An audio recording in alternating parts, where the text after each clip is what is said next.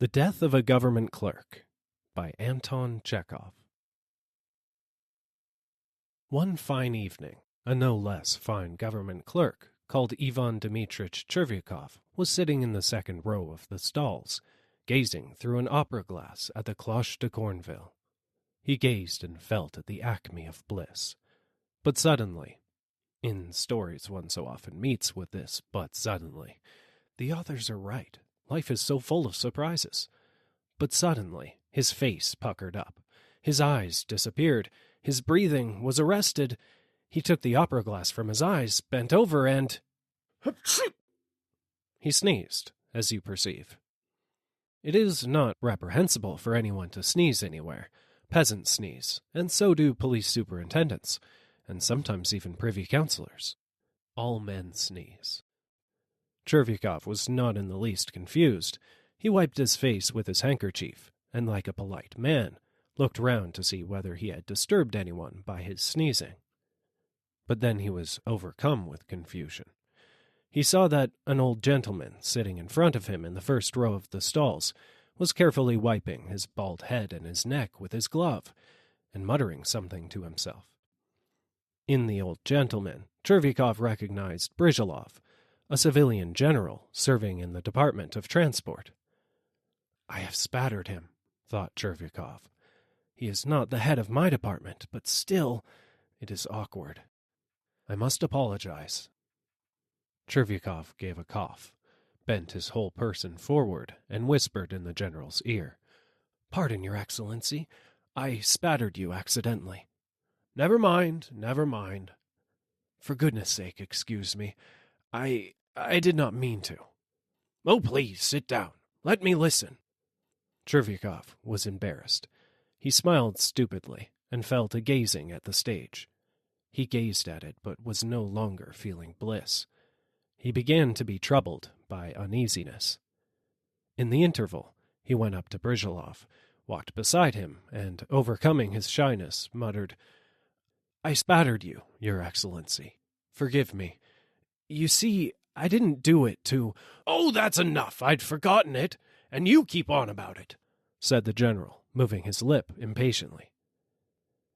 "He has forgotten, but there is a fiendish light in his eye," thought Chervyakov, looking suspiciously at the general. "And he doesn't want to talk. I ought to explain to him that I really didn't intend, that it is the law of nature, or else he will think I meant to spit on him. He doesn't think so now, but he will think so later." On getting home, Chervyakov told his wife of his breach of good manners. It struck him that his wife took too frivolous a view of the incident. She was a little frightened, but when she learned that Brizhelov was in a different department, she was reassured. "Still, you'd better go and apologize," she said, "or he will think you don't know how to behave in public." "That's just it. I did apologize, but he took it somehow queerly. He didn't say a word of sense. There wasn't time to talk properly."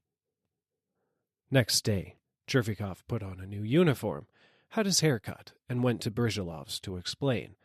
Going into the general's reception room, he saw there were a number of petitioners, and among them the general himself, who was beginning to interview them.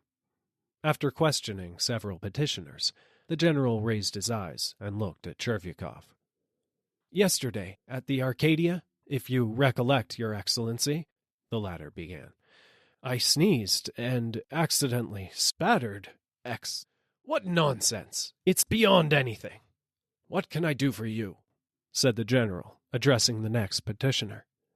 "He won't speak," thought Chervyakov, turning pale. "That means he is angry. No, it can't be left like this.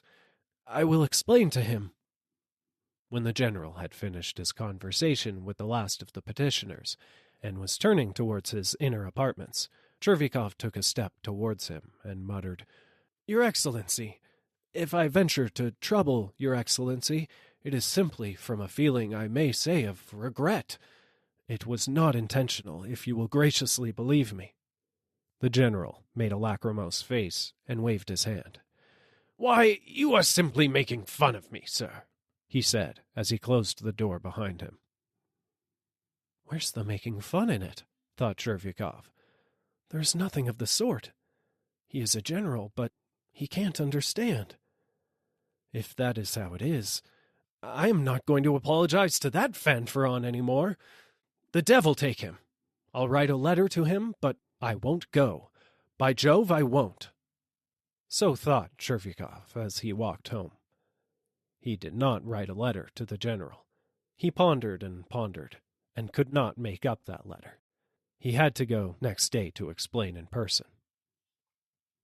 I ventured to disturb your excellency yesterday, he muttered, when the general lifted inquiring eyes upon him. Not to make fun, as you were pleased to say. I was apologizing for having spattered you in sneezing, and I did not dream of making fun of you. Should I dare to make fun of you, if we should take to making fun, then there would be no respect for persons. There would be— Be off! Yelled the general, turning suddenly purple and shaking all over. What? Asked Chervykov in a whisper, turning numb with horror. Be off! Repeated the general, stamping. Something seemed to give way in Chervykov's stomach. Seeing nothing and hearing nothing, he reeled to the door, went out into the street, and went staggering along. Reaching home mechanically, without taking off his uniform, he lay down on the sofa and died.